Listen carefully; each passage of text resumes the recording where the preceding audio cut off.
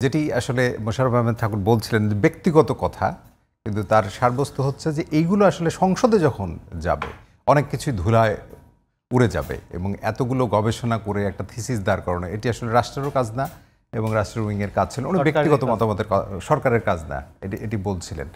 আপনাদের জায়গা থেকে কি বলবেন যখন আপনাদের একজন মুখ্য সংগঠক তিনি বলছিলেন, হাসনাত আবদুল্লাহর কথা আমি বলছি, যে এই সরকারের যত ব্যর্থতার দায় সেটি এনসিপিকে নিয়েই তার যাত্রা করতে হচ্ছে, সাম্প্রতিক সময়ে কথা বলেছেন। তো আপনারা বিষয়টা সরকারের এই কর্মকাণ্ডকে কীভাবে দেখেন? ধন্যবাদ আপনাকে, আপনার মাধ্যমে জিডিপির দর্শক শ্রোতাদেরকে এবং আমার সহ আলোচকদেরকে।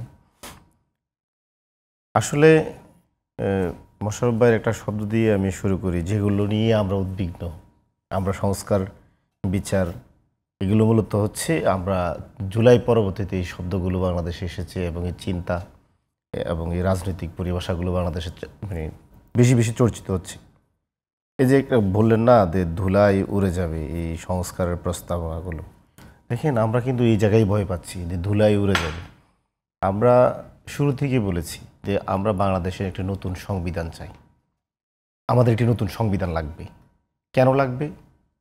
বিগত যে ৫৪ বছর এই যে এই দেশটাকে কাঠামোগতভাবে ফেসিস্ট তৈরি করার জন্য যে একটি সংবিধান, এই সংবিধান আসলে বাংলাদেশকে কার্যকর রাষ্ট্র হতে দিচ্ছে না। এই রাষ্ট্রটা ফাংশন করছে না। কীভাবে ফাংশন করছে না? এখানে এক ব্যক্তি চাইলে এখানে এক নায়কতন্ত্র কায়েম করতে পারে, বাকশালের নেতা হতে পারেন। এখানে একজন চাইলেই চিফ মার্শাল মানে অ্যাডমিনিস্ট্রেশন হতে পারেন, আবার একই সাথে সে রাষ্ট্রপতি থাকতে পারেন। এখানে চাইলেই কেউ পদ মানে ভোট ছাড়া ১৭ বছর ক্ষমতা থাকতে পারেন, পরপর ৩টা ইলেকশন তারা ভোট ছাড়া করতে পারেন। 1% ভোট না পেলেও যে কেউ প্রধানমন্ত্রী থাকতে পারেন, এমপি থাকতে পারেন, উপজেলা চেয়ারম্যান থাকতে পারেন, ইউনিয়ন পরিষদের চেয়ারম্যান থাকতে পারেন। এই যে জনগণের ম্যান্ডেট ছাড়া থাকতে পারেন, আমরা এই জন্য বলছি যে এই সংবিধান কার্যকর না, জনগণের ম্যান্ডেট প্রয়োজন হচ্ছে না। এখন আমরা বলছি যে কথাগুলো আপনারা বারংবার বলেছেন, এখন আমরা এই জন্য বলছি যে জুলাইয়ের এটি কি আসলে বাস্তবায়নের এখন পথ কি তাহলে, মানে সংবিধান যে নতুন করে দেওয়া, এই জন্য আমরা বলছি যে একটি গণপরিষদ নির্বাচন নতুন সংবিধানের জন্য, সেটি তো আসলে অন্যান্য দল কি খুব আমলে নিল, বা আপনি যদি ঐক্যমত্য কমিশনের জায়গাও যান, সরকারের যদি মনোভাবের জায়গা, আমি মনে করি কি আমলে নিল, কোন দল আমলে নিল না নিল উপায়টা কি, সেটা এখানে মুখ্য না। মুখ্য হচ্ছে বাংলাদেশের জনগণ। বাংলাদেশের প্রতিনিধিত্ব করে কারা? জনগণ। জনগণ। তাহলে আপনি বলেন তো রাজনৈতিক দলগুলো তো জনগণের, সকল পলিটিক্যাল পার্টি মিলে রাজনৈতিক কর্মী কত আছে? 5% না, টোটাল পপুলেশনের 5% লোক রাজনৈতিক দলের কর্মী না।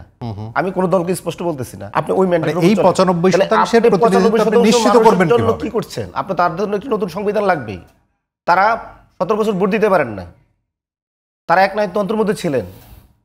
তাহলে আপনি তাদের 95% কথা এখানে বলতে হবে। আপনি কখন পলিটিক্যাল পার্টি চাপাই দিবেন 95%কে, এবং এটা তো 55 বছর চাপাইছে না। শেষের আপনার সাথে আমি একমত, আমি বললাম যে সেটি বোঝা যাবে কি এভাবে তুড়িবেড়ি উড়ে দিয়ে বাংলাদেশে যদি কেউ রাজনীতি করতে চায়, তাহলে আমি মনে করি তাদের পরিণতি খুব খারাপ হবে এবং এটা তাদের হৃদয়গম করা উচিত। তার মানে ঐক্য থাকলো কি আসলে? তো রাজপথই তাহলে ঐক্য। আমি তো বলবো যে বাংলাদেশের জনগণ রক্ত দিয়ে এই সংবিধান বাতিল করে দিয়েছে। 3 আগস্ট যখন এক দফার ঘোষণা দেওয়া হয়, তখনই আমরা এই সংবিধানকে প্রত্যাখ্যান করেছি, বাতিল করেছি। এই সংবিধানের আলোকে আমরা এই সরকার পতন করি নাই, আমরা কোনো নিয়মতান্ত্রিক আন্দোলন এই সরকার পতন করি নাই। এই সরকারের তো আসলে সংবিধানকে ছুড়ে সাংবিধানিক ধারাবাহিকতার মধ্যে দিয়ে হয়েছে কিনা? সালাউদ্দিন আহমেদ যেটি বলেছেন, এই সাংবিধানিক ধারাবাহিকতা না করেছি জুলাই বিপ্লব, কিন্তু পলিটিক্যাল পার্টিগুলো তখন তো আমরা দল হই নাই।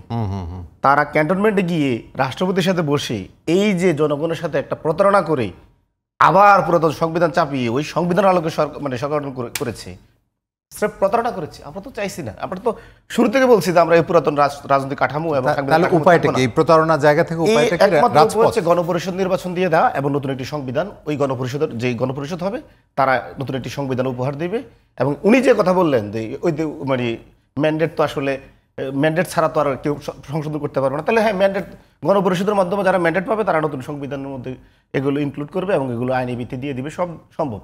কিন্তু না, সেটা তো নির্বাচনের মধ্যে দিয়েও হতে পারে। হ্যাঁ, আমরা তো বলছি গণপরিষদ না হয় সরাসরি জাতীয় সংসদ নির্বাচনের মধ্যে দিয়েও হতে পারে কিনা না। সেটি আপনি তো আপনার একটি নতুন সংবিধানের জন্য আপনার একটি গণপরিষদ প্রয়োজন।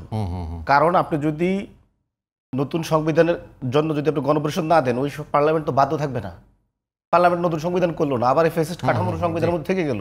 আপনি আগে একটা সংবিধান করেন, সংবিধান করার পরে আপনি পার্লামেন্টকে বাকিটুকু, যদি আপনি এমনও করতে পারেন যে দুটা নির্বাচন একসাথে করতে পারেন, জাতীয় সংসদ নির্বাচন এবং গণপরিষদ নির্বাচন।